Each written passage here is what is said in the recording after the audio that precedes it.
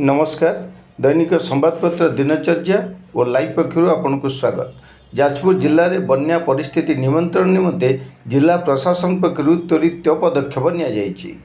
जाजपुर जिले में चलित लगाण वर्षा और बैतरणी काणी ब्राह्मणी खरस्रोता नदी में बन्या जल प्रवाहित होगा जो दशरथपुर जाजपुर बरी रसुलपुर कोरई धर्मशाला बर्चना बिंजारपुर ब्लॉक लोक मैंने प्रभावित होती। सेपरी जिलापाल अंबर कुमार कर दशरथपुर बरी बिंजारपुर अंचल गस्त कर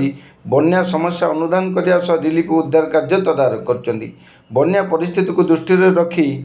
जिलापाल विभिन्न ब्लॉक पर वरिष्ठ अधिकारी मानक नियोजित कर अतिरिक्त जिलापाल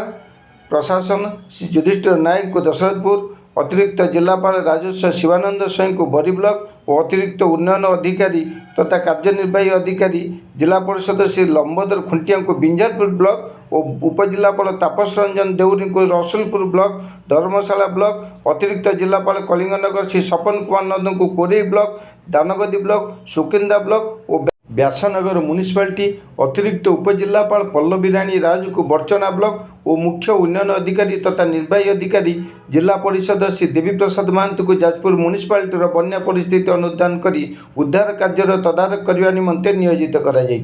अबकारी विभाग कमिशनर तथा राजस्व सरकार वरिष्ठ अधिकारी श्रीमती पी अनिशा रेड्डी बन्या प्रभावित बड़ी अंचल प्रदर्शन करने सह प्रशासन पक्षर जोगाई दिया रिलीफ सामग्री को किभली भाव में बंटन करा जाई परियो ता प्रति तदारख करुचंती।